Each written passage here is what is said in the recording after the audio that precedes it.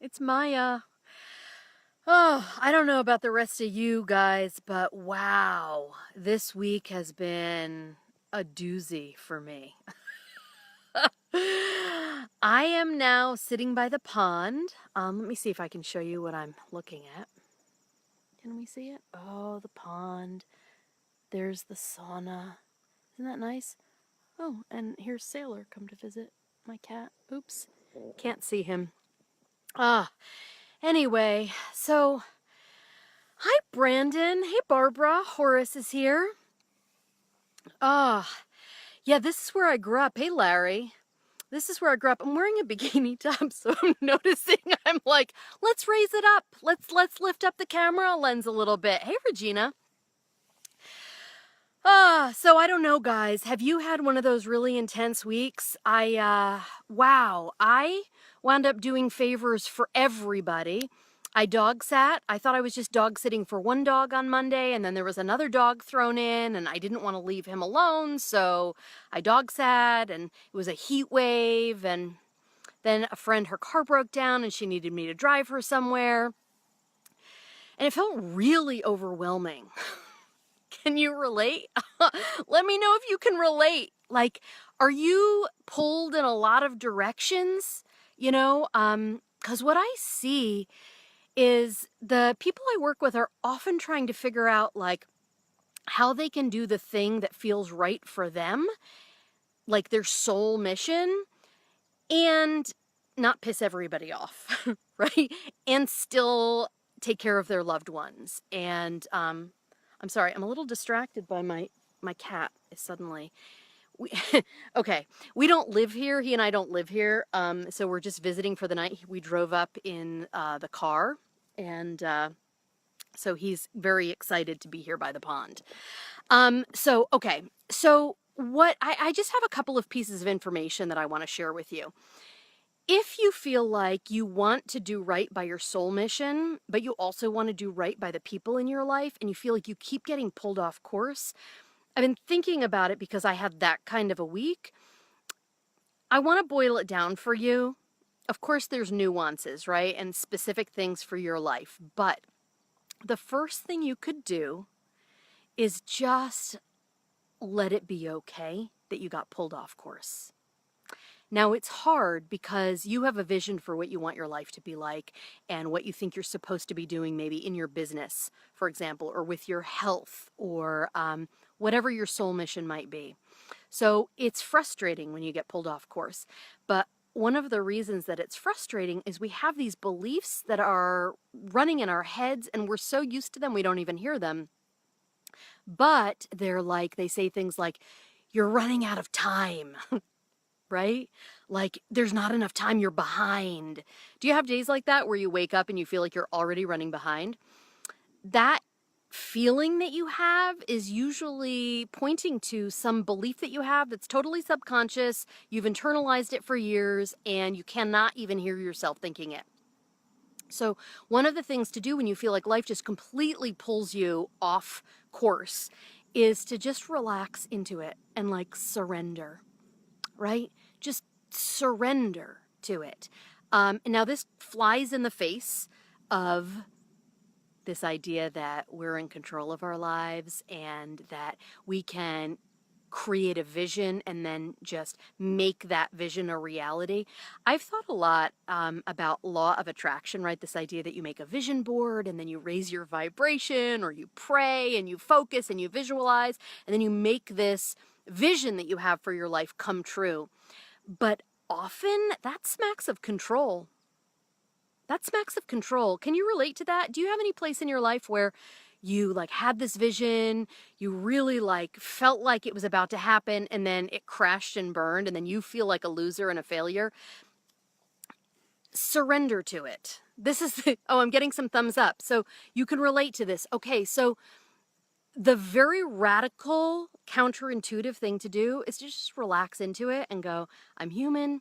I don't see everything that's going on. I'm going to trust. I'm human, but I have a spiritual belief system of some kind, whether you're an atheist or it doesn't matter what your belief system is, but it's leading you and guiding you, and you can relax into it and go, okay, there's a force greater than myself. guiding me here, and I'm going to relax. I am not running out of time, right? So you can relax into when life goes completely off course. That is option one, okay? The other option is to resist, okay? And I use that word because I know it's really, really strong. And I don't mean it in the negative sense of like pushing back and what resists persists. I mean, you can take a stand for your soul mission. Like what I could have done this week was I could have said, I am not going to dog sit every day, or I'm not going to dog sit 2 dogs. Now, but sometimes life throws stuff your way, right? Like I didn't know it was going to be a heat wave. I didn't know I'd have 2 dogs. I thought I was going to be able to relax by this pond with 1 dog and like, you know, write my radio show for this week. That is not what actually happened. So I found myself going like, why did I do this? I was angry at the people who put me in this position. I was mad at myself for not taking a firmer stand. And then I realized I had these 2 choices. One is surrender, relax into it, recognize I have plenty of time. Plenty of time.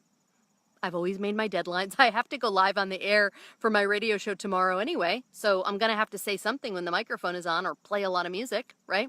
So just relax into it and surrender. But the other is to resist. And I started to recognize that there were places where I was not setting boundaries. Are you familiar with this? If you are the kind of person, and the clients I work with tend to be this kind of person, my coaching clients tend to be the kind of people who everyone turns to. Like you're the go-to person in your circle. Whether that's in your family, you're like holding down the fort, or in your friend circle where everyone just wants your input and your advice on what's happening in their life, or in your business circle. You know, I work with a lot of people who are go-getters and who are the people who have the vision for the creative project, whatever it is. It could be in farming, it could be in entrepreneurship of any kind, it could be I have a client who's considering starting a homeschooling practice with the other parents in her community. Whatever that thing is, that project is, people turn to you and they look to you to lead, right? So you're the person that they trust. Who are you going to lean on? Well, this is where you need to set some boundaries. Very true for me. Very true for me. Now, here's what gets confusing. If you believe that you have a soul mission to help people and support people, it can often look like, in my circumstance, taking care of somebody's dogs is supporting my soul mission because it means that I'm helping people. Do you see what I'm saying? But no, I can take care of the dogs. I love dogs. They can enrich my life, and I'd like to help the owners out once in a while. But sometimes a boundary needs to be set because it's a question of what's more important, helping these other people who, or, ooh, my connection is weak. Let's see. Guys, if you cannot hear me, will you let me know? Otherwise, I'm just going to like try to hold steady here. Of course, my connection is weak. Look where I'm sitting. Should I walk back? I'll walk closer to the house. Hold on. Hold on. Whoops. You can take in the beautiful views. Look at this tree. You know what's interesting? This is actually a great example. This tree behind me, see right here where there used to be some big branches? My boyfriend just pruned it. There was this huge dead branch, and he's like, it needs to come down. And we were thinking, it's in the middle of the lawn. It's basically a dead tree. Maybe the whole thing needs to come down. But he started trimming this off, and you know what happened? And this is totally in alignment with what we're talking about. I don't know, can you see? Oh, let's see over here. Oh, I don't know if you can see it. Dang it. I don't think I was able to show you that. There are plums growing on this tree. So here's what happens when you set the right kind of boundaries. You take a stand for your soul mission, and you make what God is telling you to do more important than what the people in your life want from you. And so you start to crystallize what your soul mission is really all about. And then you can start to bear fruit like that beautiful plum tree. I didn't even know it was a plum tree. I don't think it's had a plum growing on it for 20 years. So Sometimes you need to just relax into the flow of life and shit happens, right? And just like, fuck it. I'm not gonna say all the negative things to myself about what a failure I am, that I didn't get everything done this week, or I'm not on my mission. That's one option. The other is to get firm, put your foot down, and really decide what is truly in alignment with your soul mission. What is your soul telling you to do? Is it to just walk everybody's dogs like I was doing this week, to drive everybody places? I remember I was going to this church in the Hudson Valley, and I wanted to help out. So there was a family who needed a babysitter. So I would go and babysit, and I'd be like depleted at the end of the day. I'm coming inside because it says my connection is weak. That's so weird. Hey, Bev. Oh, a bunch of people are here. Is it Dina or Deanna? Tell me how to pronounce your name. I'm Maya, just in case you don't know how to pronounce my name. So we're talking about what to do when you get thrown off course by life. And it says my connection is weak. Guys, if you cannot hear me or see me, will you just let me know? And I'm getting closer to the modem. Okay, so to recap, you can relax into it and like tell the negative voices in your head to be gone. Or you can resist it and set some boundaries and make sure that you are actually staying on your true course. But this is hard to do because everyone in your world who wants a piece of you, if you're the kind of person who's like my clients that everybody turns to, like you're the person who's the go-to person for absolutely everybody in your world, they are not going to be encouraging you and supporting you to go follow your soul mission. They're going to say, drive me somewhere. They're going to say, come watch my thing. You know, like I know that I was an actress in New York City for years, and there was this, there's like this social pressure to go support people on stage. And I just had to make a decision at a certain point. If I want to see your show, I will go see your show. But just to go support you, I don't have enough hours in my life to do that and also do my mission. So this is hard. This is hard to do. I was talking to a client yesterday, and she just quit her job in the spring, and she was just starting to get in the flow of listening to her intuition and her inner voice and then doing what it told her to do.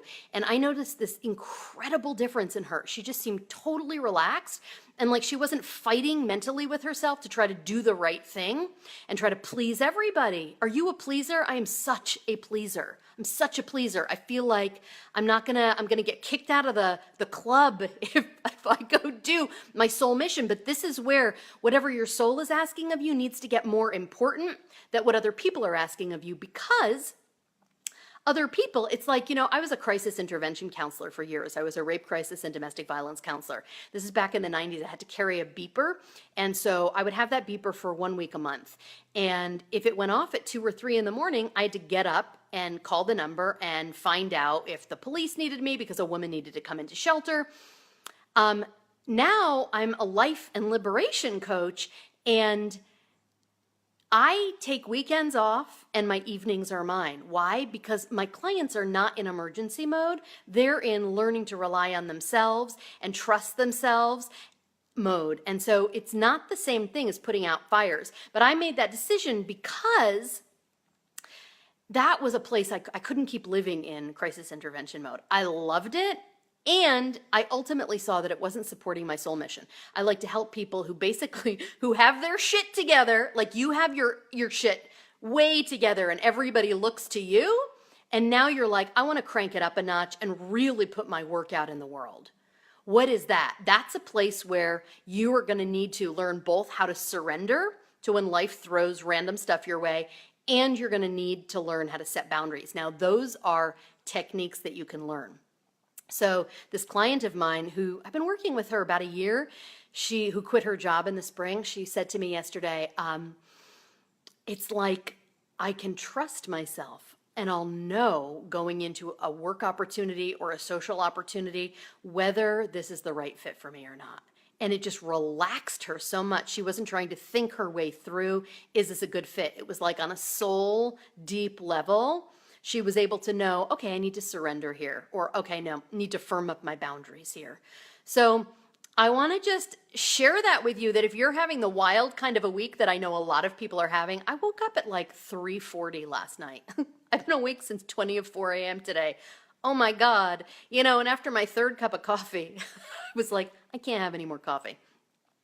So how do I stay on my course? How do I stay on my path? It's a decision, right? So there can even be a boundary that you might need to set with yourself, right? And it's hard to do on your own. So make sure that you have some people in your corner who are rooting for you.